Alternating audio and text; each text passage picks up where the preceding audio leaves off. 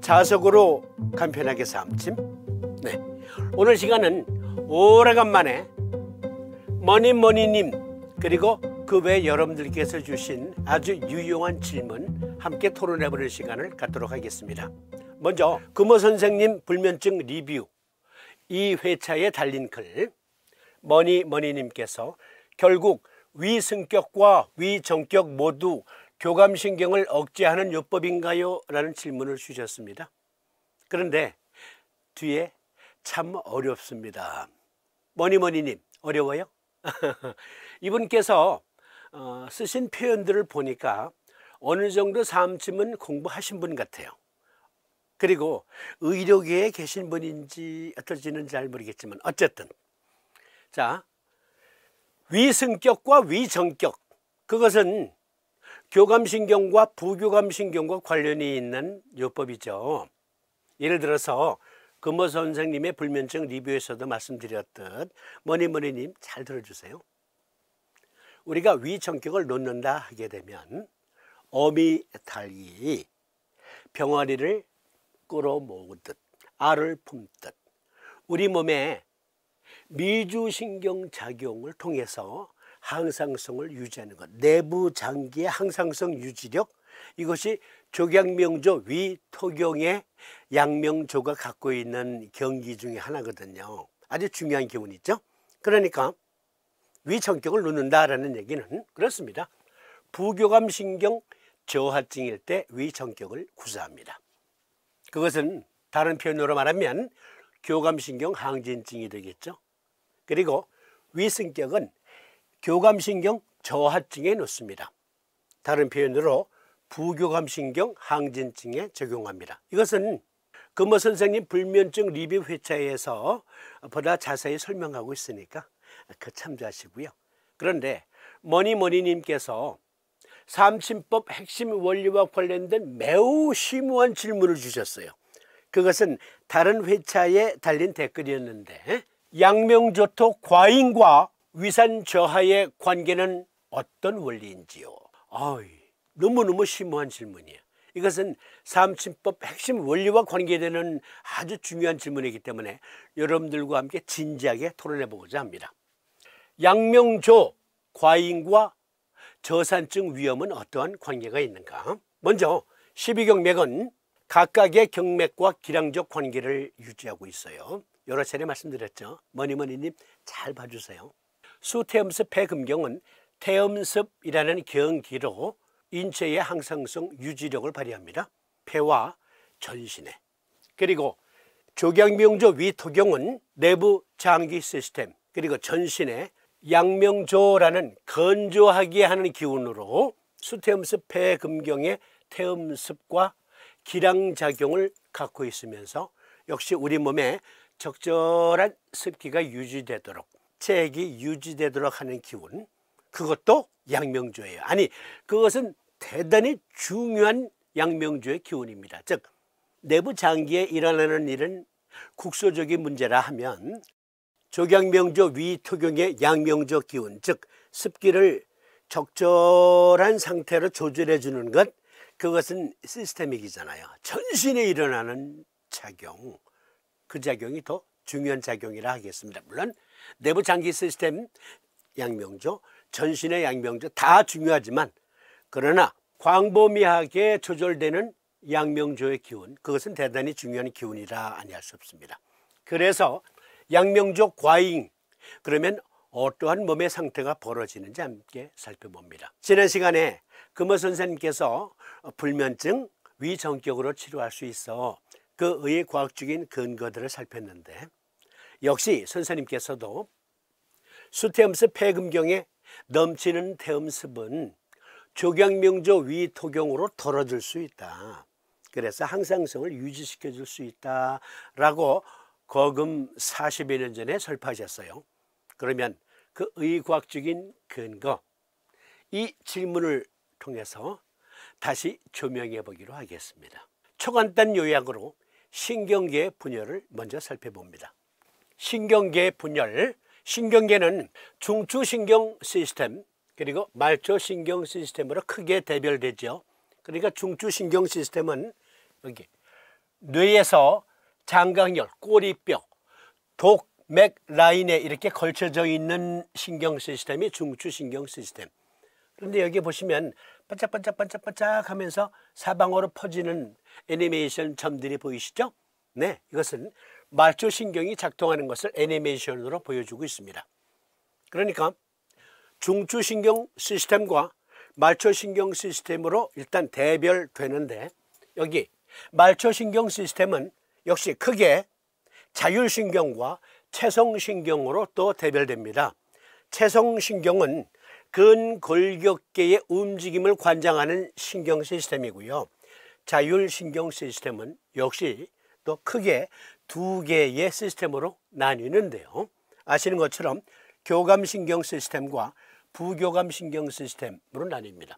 그런데 교감신경 시스템과 부교감신경 시스템은 시소 작용으로 역시 우리 몸 내부 장기 시스템과 전신의 책 분비와 흡수를 또 그 항상성 유지력을 발휘해요. 이것이 머니머니님께서 주신 질문, 양명조와 관계된 중요한 또 이 자율신경 시스템의 기능이에요. 시스템적 기능. 정말 예리한 질문을 주셨어. 참고로 더 덧붙여 말씀드리면 교감신경은 파이트와 플라이트, 각성작용, 그리고 부교감신경은 컬밍 작용으로 또 역시 항상성 유지력을 발휘해요. 참고로 말씀드렸고, 일단 양명조 과잉과 저산층 위험 어떠한 관계가 있는가? 머니머니님의 질문을 자세히 토론하다 보면 삼침법의 핵심 원리가, 아주 중요한 원리가 보이거든요. 보십시다. 먼저 자율신경 시스템은 Autonomic Nervous System이라고 하죠. 영문 표기로는 Self-Regulated Action of Internal Organs and Glands, 즉 인터널 내부 장기 시스템의 정상 기능을 유지하게 함과 동시에 글랜드가 뭐죠? 네, 분비샘, 샘표간장 할 때 샘자가 네, 한자로는 선으로 표시되잖아요. 샘선자. 그러니까 우리 몸의 분비 조절력, 이것이 자율신경 시스템의 주요 기능 중에 하나예요. 위산 분비 메커니즘을 함께 살펴보겠습니다. 위산 분비 메커니즘, 위산 조성과 분비는 어떻게 이루어지는지 매우 복잡한 과정인데요. 초간단 요약으로 살펴봅니다. 먼저 우리 몸에는 위산 분비 시스템이 작동하려면 위산 분비 자극, 먼저 어떠한 자극이 주어져야 돼요. 그 자극이 무엇이냐면 배고픔입니다. 배고픔. 즉 허기지면 배고픔을 느끼게 하는 호르몬이 분비가 돼요. 배고픔 호르몬이 먼저 분비가 돼요. 그러면 우리는 밥 먹어야 되겠구나, 식사 시간이 다 됐네, 그러면서 식당에 가거나 등등 음식을 주문해서 또는 만들어 먹게 되죠. 그런데 위산 분비의 첫 스타트, 배고픔 호르몬이 먼저 작동합니다. 그러면 우리가 식사하게 되죠.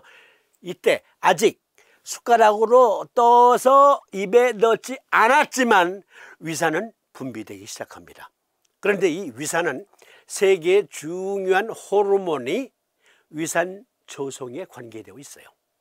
배고픔 호르몬이 먼저 작동한 다음에 아세틸콜린, 가스트린, 히스타민, 이 세 개의 중요 신경 전달 물질이 공동으로 위산을 조성합니다. 그리고 뿜어내는데 어떠한 작동 원리로 뿜어내냐면, 자, 이게 위통이잖아요. 밥통. 여기 보면 옥신틱이라고 표기되어 있죠. 옥신틱 글랜드, 이것은 위선, 즉 위산 분비샘이에요. 그런데요, 밥통에는 이 위선, 즉 위산을 분비시키는 그 분비샘이 몇 개나 될 것으로 생각되세요? 10개? 2개? 3개? 네. 얼굴에 요만한 면적에 무수한 땀구멍이 있죠. 그것과 똑같아요. 그것과 똑같습니다. 그러니까 위 벽에는 무수히 많은 위산 분비 샘이 있어요. 그 샘은 누가 관리하냐면 정수리 세포가 총지휘를 해요. 즉 위산 분비 자극, 조송, 위 내벽에서 위산이 이렇게 분비되도록 하는 것은 정수리 세포가 합니다. 그런데요, 이 세포 전체를 가리켜 옥신틱 글랜드라고 하고, 이 세포 중에 퍼리에탈 셀이라고 하는 정수리 세포가 위산 분비, 자극 등등을 관장해요. 그런데 보니까 이게 위산 분비시키는 정수리 세포의 이미지예요. 여러 개가 있죠? 네, 무수히 많습니다. 위벽에 무수히 많아요. 그것이 위산을 분비시키는 작용을 지휘해요. 그런데 식당에 갔습니다. 밥을 주문했어요. 그러면 이것저것에서 사람들이 맛있게 먹는 그런 모습이 보이고, 시상으로 들어오죠, 정보가. 그리고 음식을 주문했으니까 곧 음식이 들어올 거예요. 그러면 위산이 분비되기 시작한다고요. 배고픔 호르몬이 작동하면서. 그리고 음식이 들어왔습니다. 네, 마침 배고팠어. 식사 때를 놓쳐가지고 허겁지겁 맛있게 곰탕을 먹었어. 그런데요, 3시간, 4시간 정도 위에 그 음식물이 머물잖아요. 머무는 동안 내내 위산이 분비되는 게 아니라 30분 내로 다 먹었어요. 그러면 그 30분 내로 먹은 양, 그 양을 소화시키는, 발효시키는, 삭히는 작용만큼만 위산이 분비가 돼요. 그리고 위에서는 맷돌질을 해서 조금씩 조금씩 십이지장으로 흘려 보내주지요. 십이지장은 소장의 첫머리. 그런데요, 십이지장은 산에 약해요. 그래서 위에서 과잉으로 위산이 분비되면 십이지장에 상처가 생겨요. 그것을 가리켜 십이지장 궤양이다 라고 합니다. 위에 상처가 생긴 건 과산증으로 위에 상처가 생긴 건 위궤양, 위에 염증이 생긴 건 위염. 식빵 1장, 2장, 석장, 넉 장, 5장을 포기했어요. 위벽이 그렇게 5겹으로 되어 있거든요. 맨 위에 식빵, 그것은 내벽, 거칠거칠한 부분, 거기에 살짝 상처가 나서 염증이 생긴 걸 위염. 위궤양은 2장, 3장째까지 깊이 파였어. 4장째까지 파인 거는 무지무지하게 중증이야. 그런데 안주 없이 깡소주 먹으면 위장에 빵꾸나, 이런 말 있잖아요. 실제로 위장에 빵꾸나는 병이 있죠. 위천공성 궤양이라고 합니다. 빵꾸가 나는 수도 있어요. 그것은 5째 식빵까지 상처가 깊이 패인 거죠. 그게 원인이 위산 때문입니다. 위산. 그러니까 위산은 적정한 양까지만 분비되도록 하는 게 또 역시 위장 내에 여기 옥신틱 글랜드에서 일어나는 일이에요. 여기 잘 보세요. 여러 개의 세포들이 펩타이드 형식으로 엮여 있죠. 그 중에 정수리 세포가 여기저기 박혀 있고, 그리고 위산을 억제시키는 세포도 이 안에 들어 있어요. 그러니까 적정한 양만 분비되도록 하기 위해서는 분비 그만, 그 작용이 일어나야 되죠. 그게 위산 분비 억제 시스템, 인히비터 작용이 일어납니다. 그것은 D셀이 하는 일이에요. D셀 어디 있는가 보십시다. 네, D셀, 이게 D셀이에요. 종무에 확대해서 보여드릴 거예요. D셀, D셀은 소마토스타틴이라는 물질로 위산 분비를 억제시킵니다. 그러니까 우리 몸의 밥통 내에는 위산 자극 분비와 위산 억제 시스템이 공존하고 있다. 분비샘을 위선이라고 하고, 영문 표기로는 옥신틱 글랜드라고 합니다. 여기 대형 펌프들이 보입니다. 이거 잘 보시면서, 자, 요 부분을 확대했어요. 그러면 요것이 무엇이라 그랬죠? 요거. 네, 요것은 그렇죠. 정수리 세포, 퍼리에탈 셀, 위산 분비를 지휘한다. 그런데 위산이 위벽, 내벽에서 땀구멍과 같은 위 분비샘에서 폭 이렇게 솟구치게 분비되도록 해야 되잖아요. 그것은 저절로 되는 게 아니라 각 분비샘마다 모터가 달려 있어요. 그 모터가 이렇게 생겼다고 가정해 보세요. 이건 분비될 때의 상황 모터. 그리고 이것은 모터가 중지됐을 때의 모습이에요. 그런데 그것을 영문 표기로는 프로톤 펌프라고 합니다. 프로톤 펌프가 몇 개나 있는지 보십시다. 네, 그렇죠. 선이에요. 이것은 쭉 시냇물처럼 연결되어 있는데, 그런데 여기 보니까 양성자 펌프가 무수히 많죠. 이 노란 바발처럼 생긴 게 양성자 펌프예요. 이 양성자 펌프가 필요할 때는 밸브가 열려요. 즉 음식이 들어왔어요. 그것을 삭힐 만큼의 위산이 필요해요.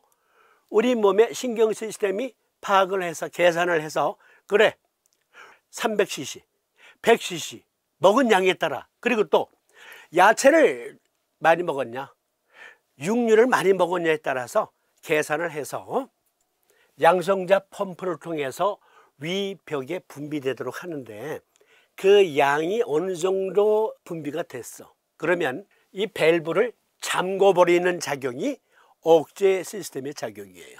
밸브를 클로즈, 잠궈버려요. 여기에 무수한 프로톤 펌프들이 있잖아요. 필요할 땐 밸브를 열고 불필요할 땐 밸브를 잠근다. 그 펌프가 프로톤 펌프. 그러면 이 프로톤 펌프의 개폐는 누가 조절해요? 그렇죠. 여기 잘 보세요. D셀이 소마토스타틴으로 양성자 펌프 개폐를 담당해요. 우리 몸의 놀라운 시스템 중 하나입니다. 이렇게 간단히 말씀드리지만 어마어마하게 복잡한 과정으로 이 과정이 수행이 돼요. 다시 말씀드리면 히스타민, 가스테린, 아세틸콜린이 공동으로 위산을 제조하는데, 배고픔을 느끼기 시작하면 일단 위벽에 수많은 분비샘에서 그것을 분비할 수 있는 준비를 갖추고 있어요. 그런데 정수리 세포에서 어느 정도 조성된 위산을 땀구멍 열듯이 열게 하고, 그리고 프로톤 펌프로 그것을 뿜어냅니다. 양성자 펌프로. 그런데 너무 과잉으로 분비됐어. 그러면 위염, 위궤양, 십이지장 궤양, 역류성 식도염 등등에, 또는 위장에 빵꾸 나는 천공성 위궤양 등등에도 노출될 수 있잖아요. 그래서 적절한 시차를 두고 잠궈버리는 작용이 일어난다. 못 잠궜을 때, 잠기지 않았을 때 이러한 갖가지 중요한 질병에 노출될 수 있어요. 위험한 질병에 노출될 수 있다. 심하면 위장이 빵꾸 날 수도 있다. 그래서 항상성 유지를 위해서 그 밸브를 조절할 필요가 있는데, 그 조절이 안 돼. 그래서 생긴 병이 이러한 병들이란 말이에요.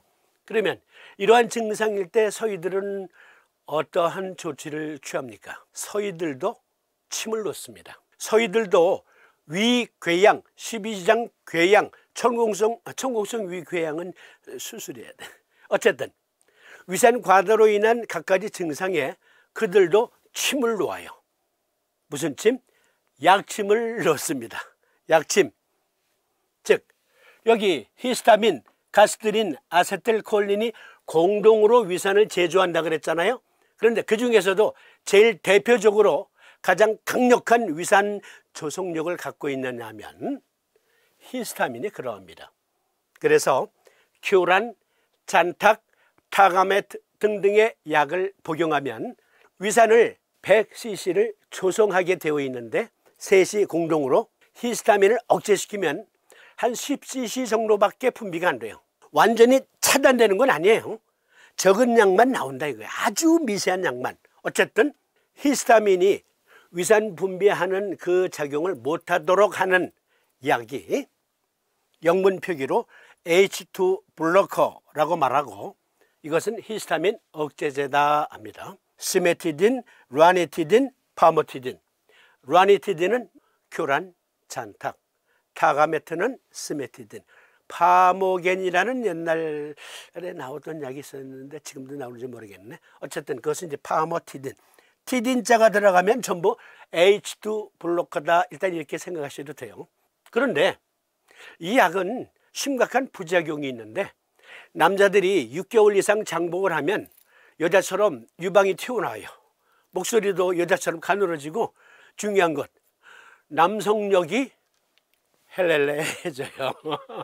그런 부작용이 있어서 개발된 약, 즉 가장 최근에 개발된 약은 밸브를 잠궈버리자. 위산 조속력은 그대로 두고 프로톤 펌프에 밸브만, 레바만 당겨서 잠그는 약, 그게 나왔으니, 물론 요즘 나온 약은 아니지만 그걸 OMP라고 해요. 다른 말로 프로톤 펌프 인히비터라고 하는데 줄여서 PPI, 오메프라졸 계통의 약입니다. 프로톤 펌프, 양성자 펌프가 열려야 위산이 이렇게 수송이 되잖아요. 그 밸브를 잠궈버리는 거예요. 잠궈버려. 그런데 위 벽에는 한두 개가 아니라 어마어마하게 많은 숫자의 프로톤 펌프가 있다고 그랬어요. 소마토스타틴이 강력한 억제 작용으로 위산 과다, 위산 분비가 과다해서 생기는 증을 예방해요. 그런데 그것은 조경명조 위토경이 결국 분비 잠그는 것 두 개를 다 수행한다고요. 그게 조경명조 위토경의 작용이에요. 그런데 분비 시스템은 특별한 시간에 특별한 양만 분비되도록 해요. 위산. 그런데 잠그는, 프로톤 펌프를 잠그는 작용은 시스테믹으로 일어나기도 해요. 우리 몸에요, 프로톤 펌프가 몇 개나 될 것 같아요? 먼저 위 벽에는 무수한 양성자 펌프가 있다 그랬어요. 그런데 전신에 프로톤 펌프가 60조가 넘어요. 그러니까 위산 분비를 억제하기 위해서 프로톤 펌프가 잠길 때는 60조나 되는 세포들의 프로톤 펌프의 밸브도 잠깁니다. 완전히 꽉 잠그는 건 아니에요. 그럼 사람 죽으니까 필요한 만큼은 열고 잠궈요. 그게 조경명조 위토경의 양명조와 관계된 작용입니다. 일단 이거 먼저 정리해드리고, 그러면 위산 과다의 증상은 삼침으로 어떠한 요법을 씁니까? 이것은 삼두인 침구요결 제17장 탄산문에서 논하고 있는데요. 삼두인께서 3개의 요법을 강조하셨어요. 3개 말고도 여러 개의 요법을 우리가 쓸 수 있는데, 일단 삼두인 침구요결에 충실하면 첫 번째, 심열산 이라고 규정한 위산 과다증은 심정격으로, 그리고 세 번째, 식열산으로 규정하신 위산 과다증은 중환혈 자극 요법, 그것을 통해서 위산 과다를 진정시킬 수 있다라고 말씀하셨고, 그런데 중요한 내용, 두 번째 간열산, 간정격을 제시하셨는데, 삼두인은 간정격을 많이 쓰셨던 기록이 있습니다. 미국 국립보건원에 들어가서 간정격의 위산 과다 진정 시스템은 어떻게 발현될까 하고 보니까 이러한 표현이 나와요. 위식도 역류 질환과 비알코올성 지방간 질환의 연관성, 그 메타 분석 논문이 여러 차례 인용해 드렸었죠. 그러니까 위산이 과다로 분비되면 그것은 대부분 간 부전 때문에 발생한다라는 것이 서의학계의 지배적인 이론이에요. 그러니까 삼두인께서 간 때문이야, 위산 분비 과다는. 그래서 간정격을 써. 기능적 위산 과다는 간정격으로 주로 치료하신 것으로 보아 연구해 보니까, 논문을 찾아보니까 이렇게, 이거 외에도 여러 논문들이 증거해요. 지방간, 알코올성 지방간, 비알코올성 지방간, 간기능 부전, 간경화 등등으로 위산 과다가 발생할 수 있다. 고로 간정격을 쓰면 위산 과다가 치료돼요. 일단 역류성 식도염 위산 과다증은 간정격을 먼저 놓고 시작하는 겁니다. 이것은 아카데미 시간에 보다 자세히 토론하기로 하고, 오늘 주제는 위산 분비 저하가 어떻게 양명조와 관계된 것인가, 그 질문이니까 그 토론합니다. 양명조투 과잉과 위산 저하의 관계는 어떤 원리인지요? 네.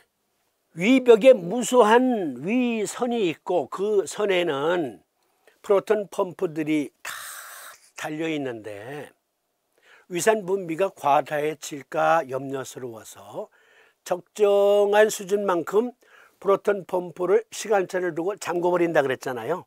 그게 위선 중에서 디세리 소마토스타틴이라는 물질로 수행하는 거예요.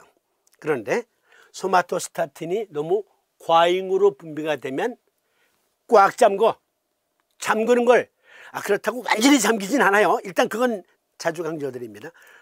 그런데 너무 과잉으로 잠궈버려. 과잉으로. 그러면 위산 분비가 스탑 된다.